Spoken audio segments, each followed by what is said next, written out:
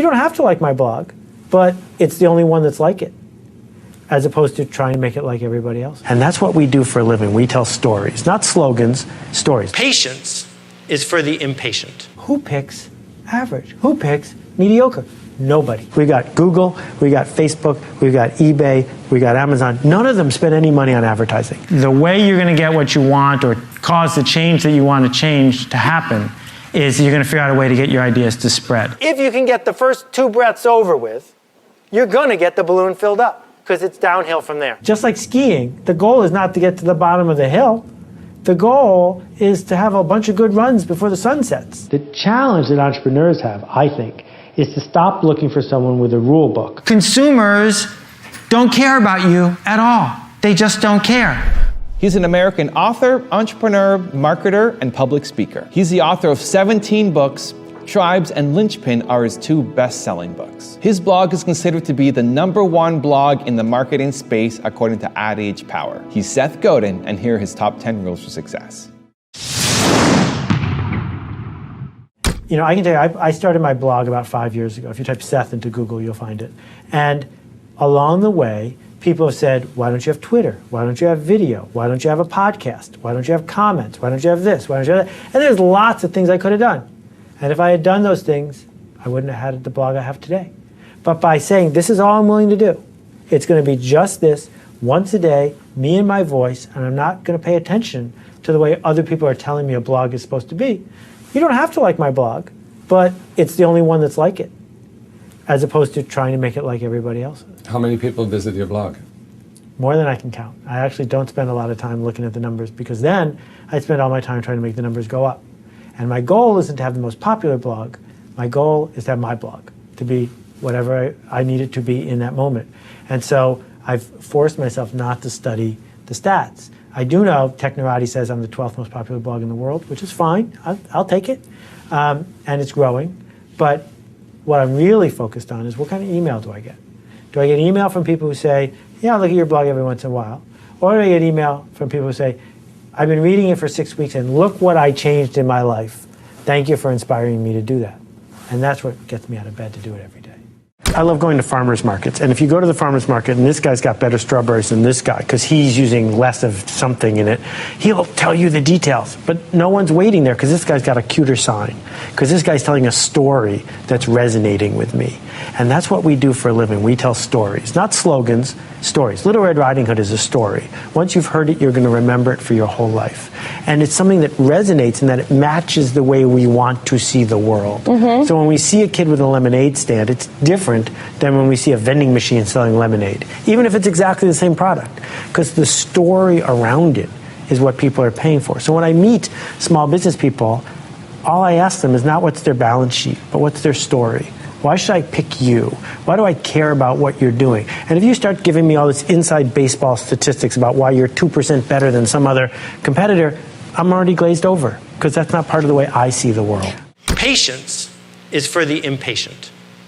That in fact, when you're getting started and your in-laws are making faces at you and you're not sure if you're going to be able to pay the rent and you don't know why you're living in Brooklyn to begin with and you're going to have to move back to Florida, it's easy to say, you know what?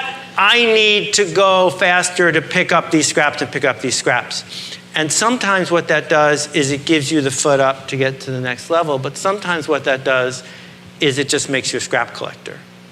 And that one of the things that we see when we look at the work of people who have put really big ideas into the world, who have built online platforms, right, is that they got there by being patiently impatient or impatiently patient, whichever way you want to juxtapose it. That if you look around at the blogs you read or the people you respect online or the organizations you want to work with, the myth of the overnight success is just that, a myth. That, you know, the much vaunted Twitter was a failure, a complete failure for 2 years. Nobody used it. And if they took the mindset of, well, if it doesn't work in 2 weeks, we got to go do something else, you never would have heard of it. Mediocrity is very common.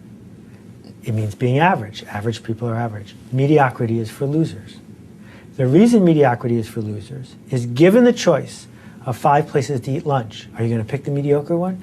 Given the choice of 5 people to hire, are you going to pick the mediocre one? In fact, in our Google-fueled world where you have a choice of a million things for every topic, who picks average? Who picks mediocre?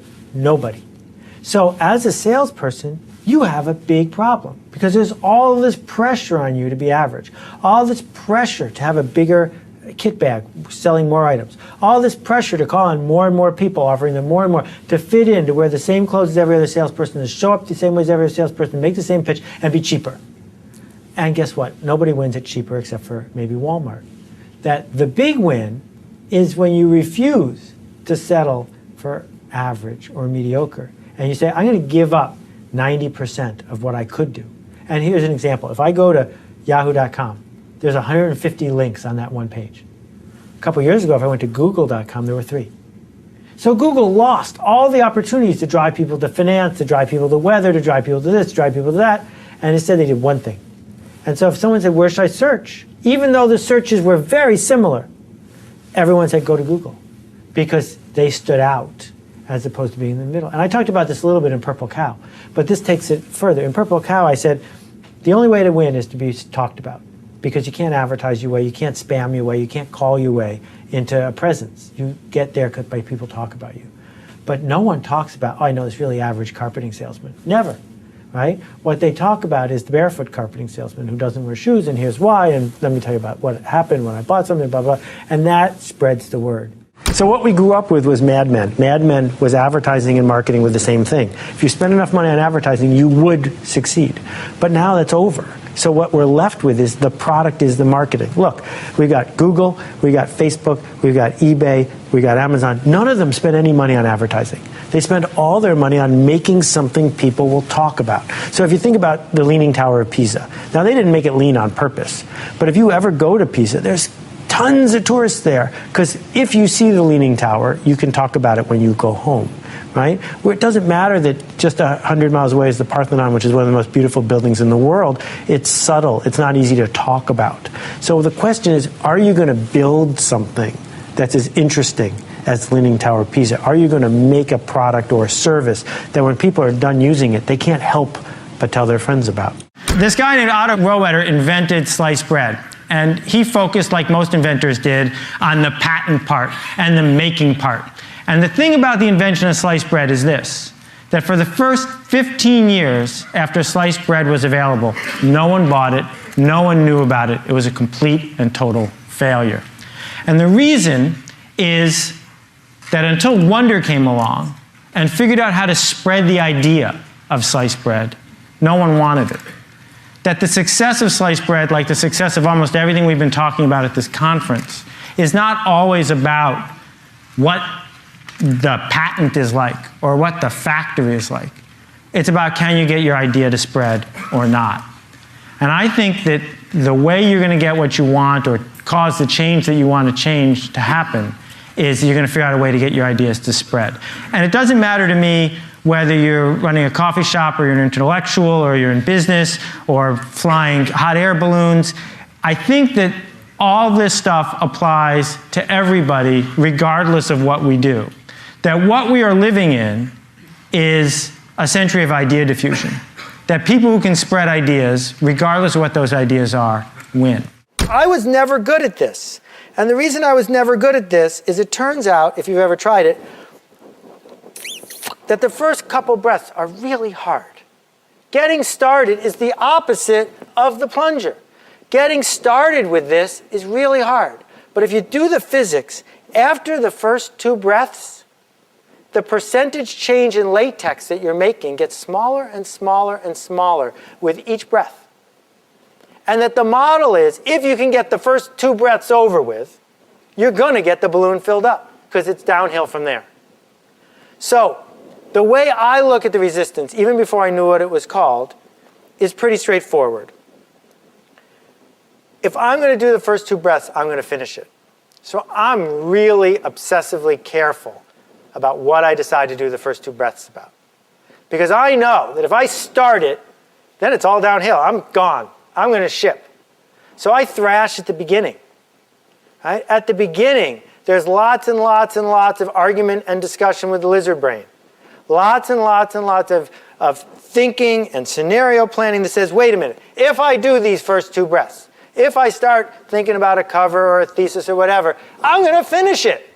So I better decide now.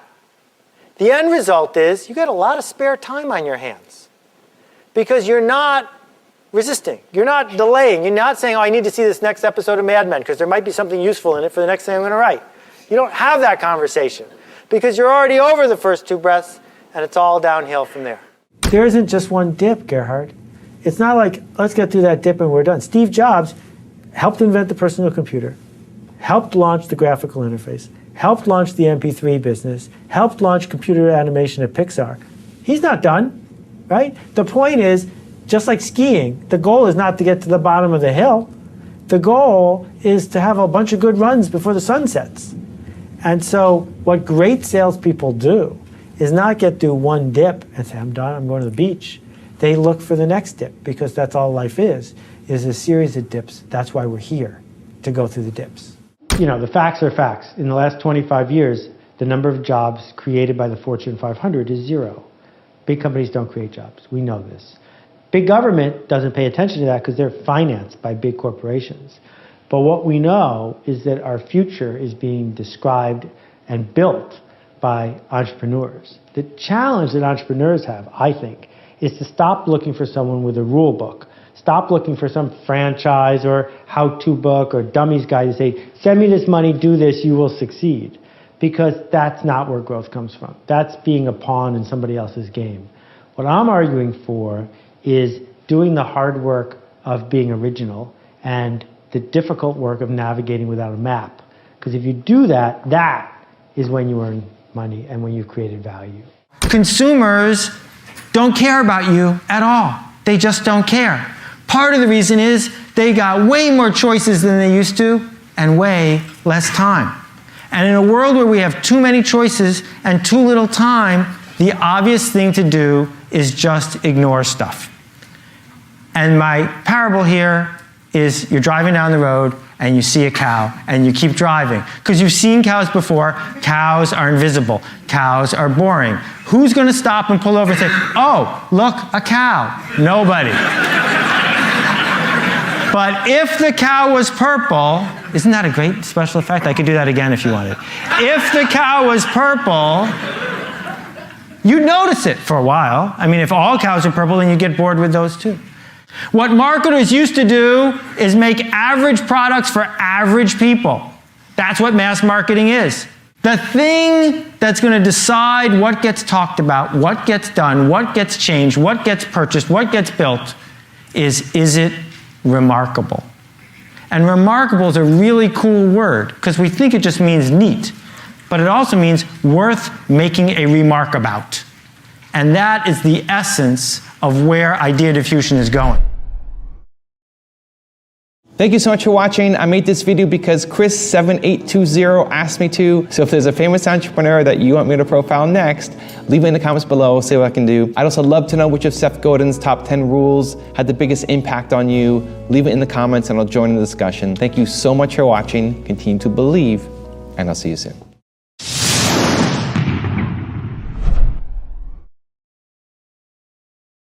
It's really painful to be in business. You know, you've got everything at stake, you've got your reputation at stake, and it's just not working. And we fall into these traps of being impatient, of being self-absorbed, and of being selfish. We say, oh, I bought this ad, so I have the right to put it in front of you. We say, I only have 3 weeks to make my marketing campaign work. Well, if you really needed it to work in the next 3 weeks, you needed to start 2 years ago. And we get self-absorbed. We say to ourselves, I understand my business, I'm in it every day, so I'm going to assume everyone else understands my business, as opposed to taking a step back and realizing no one owes you their attention and no one owes you their money. And so when we bring humility and generosity and clarity to the way we do business, all the mistakes go away. What you do for a living if you're a salesperson is not take orders, because they can outsource that, or put it on the web. What you do as a salesperson is not bother people into buying from you, because that's not a scalable strategy. What you do as a salesperson is you communicate emotion. But you can't communicate emotion and trust to someone if they're not listening. And the only people who are going to listen to you are the people who were pre-sold on you because someone told them about what you do and how you do it. Organizations that want to do marketing used to do marketing by interrupting people. They used to do it by yelling at people who didn't want to hear from them about stuff they didn't want to hear about. And they figured if they just yelled at enough people often enough, they'd make enough money to earn it back. Small businesses wrestled with this because small businesses don't have enough money to yell at everyone. Well, the world has changed pretty dramatically. We have discovered that people don't pay attention to ads, they skip the ads, they don't respond to the ads, they don't remember the ads. But what the internet is doing is making it easier to follow people you want to follow, to connect to people you want to connect to. So the future of marketing, it turns out, is leadership. That if you do something that people want to follow, if you connect people to people they want to be connected to, they'll join a tribe, a group of people interested in accomplishing something.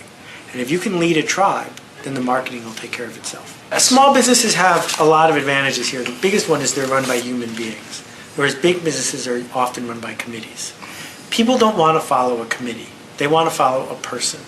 And you must be genuine and authentic in order to connect these people. And you have to care, or else they're going to tell that you're not. So some big companies can certainly do it. Individuals can certainly do it. Oprah in the United States does it all the time. A company like Apple, which is the third most valuable company in America right now, just past Walmart, does it because Steve Jobs appears to be a human being, because their products appear to be designed by people for people. When you carry around your iPhone, or I don't know where mine is, or whatever, it's a symbol to the other people in the tribe. And so this process does work. It works for big companies and for small ones. The beauty for small companies is that tribes don't have to be very big to be effective. If you have 1,000 true fans, 1,000 people who will drive across the country to see you perform, 1,000 people who will tell their friends, that's enough to make an impact.